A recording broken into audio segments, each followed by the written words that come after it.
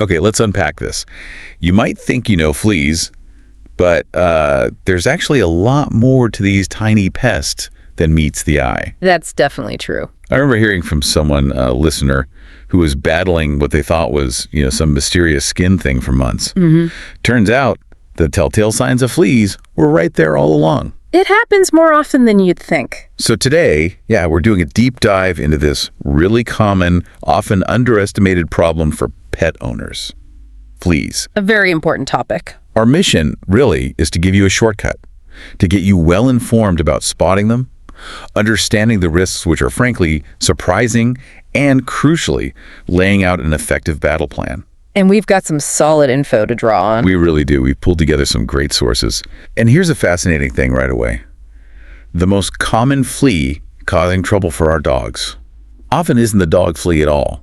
Can you shed some light on that? Absolutely. It's one of those things that kind of shifts your perspective once you know it. The main culprit we're usually dealing with, whether it's on your cat or your dog, overwhelmingly, is the cat flea, Tenosiphyllides felis. The cat flea on dog. Exactly. Despite the name, it's perfectly happy on both.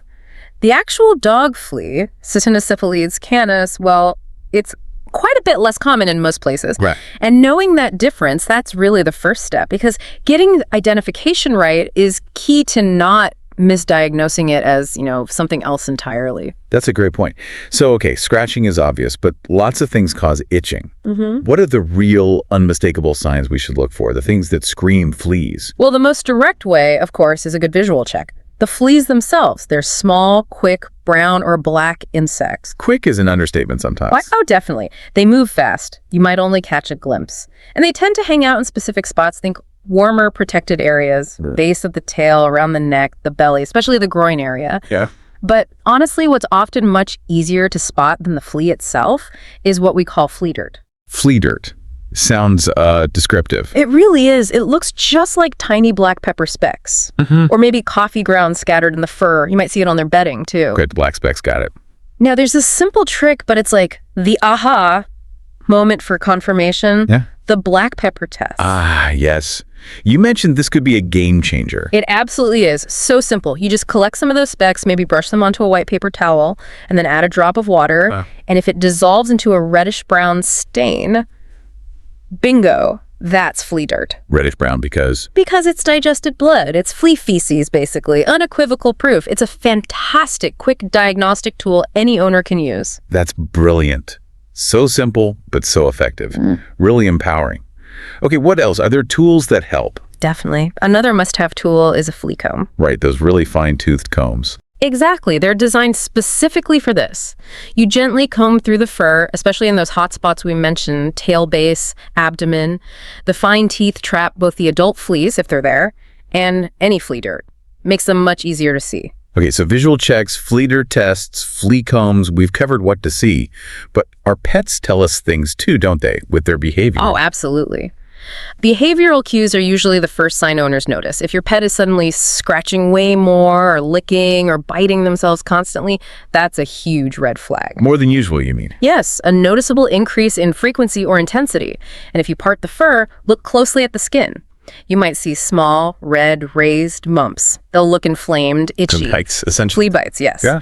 And it's important to know what you're looking for. These are different from, say, dry skin, which usually looks more like white, flaky dandruff. Good distinction. In more severe cases, if the scratching is really intense and persistent, you can unfortunately see hair loss, even bald patches developing, scabs, crusts on the skin. That sounds nasty. It can be.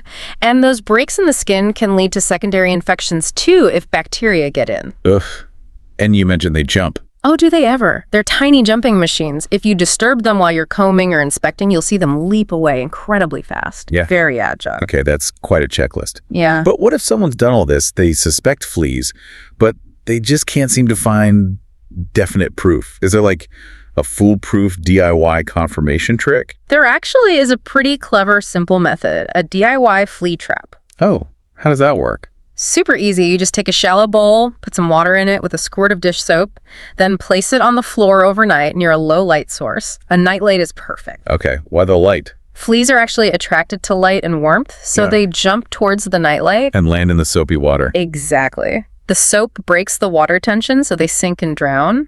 If you find fleas in the bowl in the morning, well, that's pretty undeniable proof you have an infestation. Clever, low-tech, but effective. Very, but I have to add, if your pet keeps scratching and seems miserable and you still can't find any fleas or flea dirt, definitely see your vet. Right, because it could be something else. Precisely. Persistent itching might mean allergies, maybe just really brittle skin, or another underlying issue that needs a proper diagnosis and treatment plan. Good advice. Okay, so we've figured out how to spot them. Now the big question, are they just annoying or are there real risks beyond the itching? That's such a crucial point. And yes, absolutely. Fleas are much more than just an annoyance. They pose significant health risks, serious ones sometimes. Like what specifically, beyond just the itching? Well, the severe itching itself is a problem. All that scratching can easily break the skin, creating little open wounds. Which can get infected, I imagine. Exactly. They're perfect entry points for bacteria. So secondary skin infections are really common. They can be painful, need antibiotics. It escalates. Okay, that makes sense. And I've heard about something called flea allergy dermatitis, FAD. That sounds more serious. It is. And this is a really critical concept for pet owners to grasp. FAD, flea allergy dermatitis, changes everything. It's not just itching, it's a full-blown immune system overreaction. An allergy to the flea itself. To proteins in the flea's saliva, actually. A pet with FAD develops an extreme allergic reaction to it. And what's really wild here is how just one tiny flea bite can trigger such a massive response in these sensitive pets. So it's not about how many fleas there are. Not for a pet with FAD, no. Even 1 or 2 bites can set off this cascade. Intense itching, yes, but also significant hair loss, horrible scabs, crusty skin, those secondary infections. Their immune system basically freaks out, mistakenly treating the saliva like a major threat. Wow. So is the pet's own immune system causing the severe symptoms? Precisely. It triggers this really strong inflammatory response. Genetics plays a role, general immune sensitivity, repeated exposure. These can all make FAD more likely. That completely changes how you have to think about flea control for those pets, doesn't it? Absolutely. For a pet with FAD, prevention isn't just nice to have, it's medically necessary. It's non-negotiable for their quality of life. That's huge. Are there other risks? Less obvious ones, maybe? Yes. Beyond the skin issues and FAD, fleas can also be vectors. They can transmit diseases. Like Lyme disease from ticks? Do fleas do that too? Not Lyme, but things like typhus, like rickettsia, Bartonella cat scratch fever, you might know it as. And they can also carry internal parasites like tapeworms. How does that happen? If a pet swallows an infected flea while grooming, which happens all the time, they can get tapeworms. So suddenly you're dealing with a whole separate parasite problem. Okay, this is definitely more than just an itch. These risks are serious. So, given all this, let's talk strategy. The battle plan. It's not just about treating the pet, is it? You mentioned two-front war. Absolutely crucial. You cannot win just by treating the pet. To really stop fleas and stop them from coming back, you need a comprehensive plan. Target the pet and target their environment simultaneously. Why both? Because of the flea life cycle, most of the population, eggs, larvae, pupa, aren't even on your pet. They're in your carpets, your furniture, your bedding, the yard. If you only treat the pet, new fleas just keep hatching and jumping back on. You have to break the cycle everywhere. It's a testament to how, well, biologically clever fleas are. All right, got to break that cycle. Okay, let's start with front one, treating the pet. What are the best options, especially from a vet's perspective? Okay, for the pet, vet-recommended products are definitely the way to go, not just for active infestations, but critically, for ongoing prevention. There are several really effective types. Like the spot-on treatments. Exactly. Topical treatments. Things like Canine Advantix Second Advantage Multi. You apply them monthly, usually a little spot between the shoulder blades. They kill adult fleas on contact. And many also protect against other things like ticks, some even heartworm. Okay. And what about pills? Those seem popular now. Oral medications, yes. Very popular and very effective. Brands like Simparica, TRIO, Brevecto, they work systemically, meaning the pet ingests the pill, the medication circulates in their bloodstream. When a flea bites them, it ingests the medication and dies quickly. That sounds efficient. It is. Simparica TRIO, for example, starts killing fleas within about 4 hours, gives a month's protection, and it also covers heartworms and some intestinal worms. Very comprehensive. And Brevecto? Brevecto gives even longer protection, up to 12 weeks, which is great for convenience, also kills various ticks, but it doesn't cover the intestinal parasites like Simparica does, so trade-offs. Right. What about flea collars? Are they still a thing? They are. Collars like Seresto can provide months of protection, flea and tick, by slowly releasing insecticide onto the pet's coat. Good long-term option, but again, typically no internal parasite coverage. Okay, and quick fixes, like shampoos. Flea shampoos are mainly for immediate knockdown effect. They kill the fleas currently on the pet right then and there, but they offer zero lasting protection. So they're often used maybe at the start of treatment alongside a longer lasting product. And the flea cum. It's still useful here. Always useful. Excellent for physically removing adult fleas and flea dirt. Especially good for very young puppies or kittens or pets who might be sensitive to chemicals. That's a lot of choices. Is there a common mistake people make when picking one? Something they overlook? That's a great question. I think maybe the biggest mistake is inconsistency. Whatever you choose, you have to use it regularly, exactly as directed. Skipping doses or stretching them out lets the protection lapse and the flea cycle can restart. Makes sense. Anything else? Yes, and this is absolutely critical. Always use species-specific products. Never, ever use a dog flea treatment on a cat or vice versa. Some dog products contain permethrin, which is highly toxic, even fatal to cats. Wow. Okay, that's a vital warning. It really is. That's why talking to your vet is so important. They'll help you choose the safest, most effective product based on your pet's species, age, health, lifestyle, everything, especially if they have other health issues or are on other meds. Absolutely. Vet consultation sounds non-negotiable there. Now, besides these, heavy-hitting vet products, are there any simpler home remedies, things that might help initially or as a supplement? Yes, definitely. Some safe home remedies can offer temporary relief or support the main treatment. Bathing is a good start. Using a gentle, pet-safe shampoo, or even for dogs, a bit of mild dish soap like Dawn, can kill fleas on contact. It essentially suffocates them. Just be careful around the eyes and rinse thoroughly. Okay, a good bath helps. What else? A diluted apple cider vinegar spray can make the pet's coat less inviting to fleas. Mix it maybe 50-50 with water, put it in a spray bottle, mist the fur, avoiding the face. The smell repels them somewhat. ACV, interesting. And another natural option is a rosemary infusion. Steep fresh rosemary in hot water, let it cool completely, strain it, and then you can pour or sponge it onto your pet's coat. Let it air dry. It acts as a mild natural repellent. Good supplemental ideas, but not replacements for the main treatment, right? Exactly. Good for initial relief, good supports, but they won't solve an infestation alone or provide lasting protection like the vet-approved products will. Okay, we've covered the pet. Now let's tackle that other crucial front, the home and yard. This is where it gets really tough, I think. It is where a lot of the effort needs to go, absolutely, because remember, most of the flea population isn't on the pet. Treating the environment is non-negotiable if you want to actually break the cycle. So where do we start indoors? Immediately after treating the pet. Yes. The first big weapon is your vacuum cleaner. You need to vacuum thoroughly and frequently, like daily, or at least every other day for a minimum of 2 weeks. Daily. Wow. Where exactly? Everywhere the pet goes, basically. Yeah. Carpets, rugs, under furniture, upholstered furniture, along baseboards, in crevices in the floor. Flea eggs and larvae hide in these spots. And why is vacuuming so effective? Is it just sucking them up? It does suck up eggs, larvae, and some adults, yes. But here's the really clever part.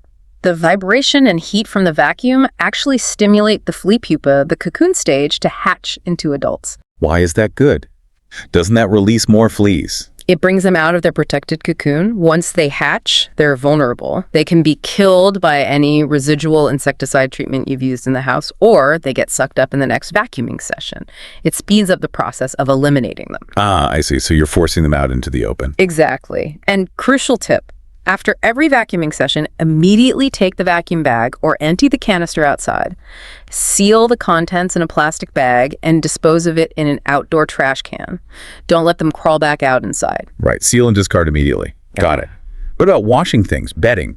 Hot water is key here. Wash everything washable that the pet comes into contact with their bedding, blankets, small rugs, maybe even cushion covers if possible. Use the hottest water setting your machine has and dry on high heat if you can. That kills all life stages. Okay, wash everything hot. Now, you mentioned something counterintuitive earlier about not cleaning certain surfaces. Yes. If you're using an insecticide spray or fogger in the house, which is often necessary for bad infestations, you generally want to avoid washing floors, mopping baseboards, or deep cleaning carpets and furniture for about 2 to 3 weeks after treatment. Why is that? Seems wrong not to clean. You need to give the insecticide time to work. It has a residual effect, meaning it keeps killing fleas that hatch later. If you wash it away too soon, you lose that ongoing protection and the cycle can just start over again. Okay, that makes sense. Let the treatment do its job. So, home covered.